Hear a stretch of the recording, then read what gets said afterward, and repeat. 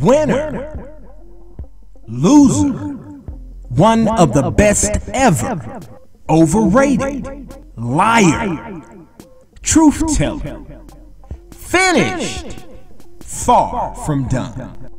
These are all things you will see if you visit any comment section of any video uploaded about JOANNA JEDRZEJCZYK. So I said to myself, I need to talk to my people about this today. I want to know what they feel. So today we need to ask you a question. How do you see JOANNA JEDRZEJCZYK now? Amazing Combat Sports. Let's go, man.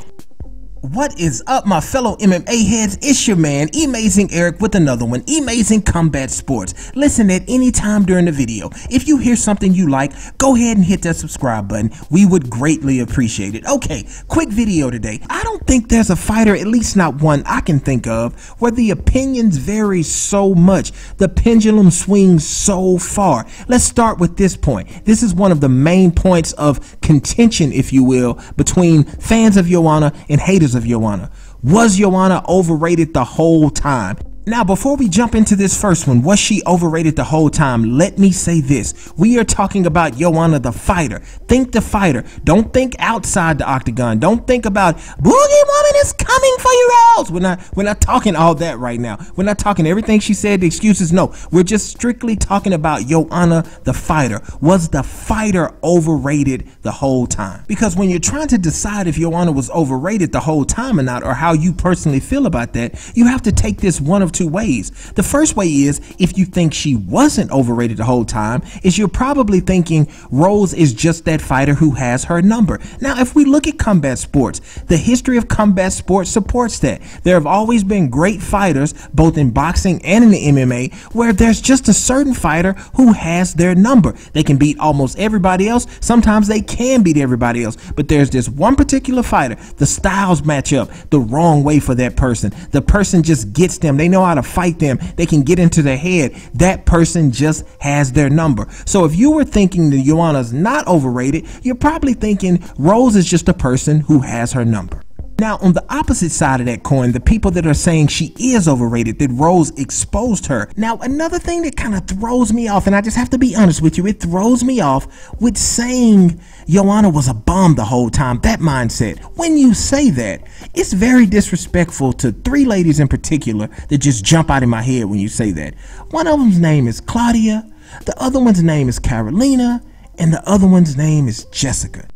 Because we all respect these three fighters right here, don't we? We all respect these three ladies. And not just these three, but we can't put everybody on a picture and be here all day. Not just these three, but these three ladies in particular. We respect all three of them. So if we respect them as all top level, top 5 type of fighters, and we do know that JOANNA has beaten all three of these women, then we say JOANNA's a bum or she's a scrub. See, that's what's throwing me off. I'm sorry. Again, JOANNA the fighter. I'm not talking about the person. We're not talking about that right now. We'll talk about that on the next point.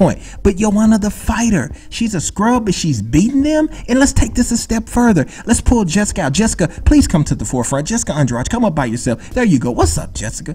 Listen, Jessica, we all feel like will probably, or at least she deserves, the next shot at Rose. Here's the funny thing. A lot of people are picking Jessica to beat Rose. And some of, not all, I'm not saying all, but some of the same people who are picking Jessica to beat Rose, or at least give Rose a really, really good fight, some of those same people say JOANNA's trash and she's no good and she was overrated the whole time. Do you see what's throwing me off? Get in the comment section and help me. Help me figure out how you can think JOANNA's a garbage fighter, but she beat these three, and you can pick these three, well, at least a few of these three, to beat Rose. But Rose is the one who exposed JOANNA. See, that's what throws me off. I understand styles make fights. I get that. But at the same time, in order to get a victory over these three ladies, you have to be more than a garbage fighter. Wouldn't you at least agree to that? I don't know. And let me say, if you feel like JOANNA's a scrub and she's garbage, you're entitled to that opinion. I'm not attacking you. I'm just saying, make it make sense.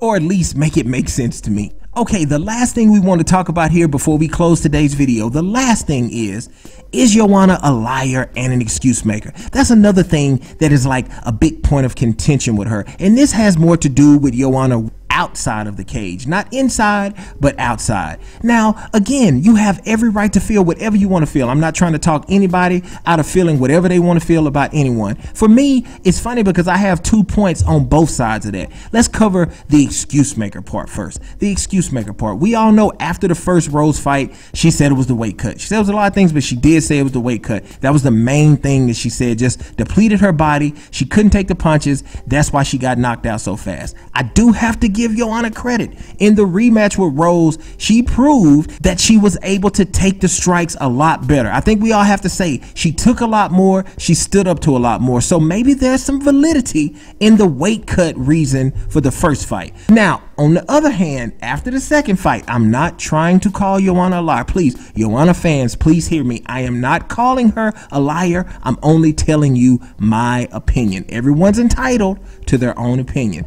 After the second fight, Joanna said that someone from Rose's team, a coach, I have yet to hear the name of this coach, walked over to her and said, in so many words, telling her, "You won, we lost, you were robbed."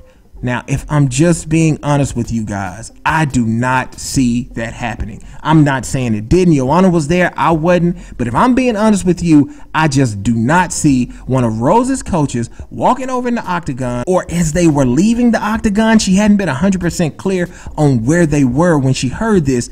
But she said one of Rose's coaches told her this. I just don't see one of Rose's coaches saying that. That's just my feelings on that. But the question is not really for me. The question is for you guys, the listeners. I want to know from you, how do you see Joanna now? After her 2 losses to Rose Namajunas, what do you see? Do you see an overrated fighter? Do you see a finished fighter? Or do you see a fighter that's just getting started? What do you think she's going to do with Tisha? Do you think she's going to beat her? Do you think Tisha's going to win? Do you think she's going up to flyweight? Get in the comment section. Let me know what you think. Looking forward to hearing from you guys. Hey, if you haven't yet, run over to Instagram at Amazing Combat Sports. We are now doing videos on Instagram, Sports and Labs, 1-minute videos. Check us out over there, and as always, subscribe to this platform here on YouTube. Until the next one, it's your man, Amazing Eric with Amazing Combat Sports. Peace.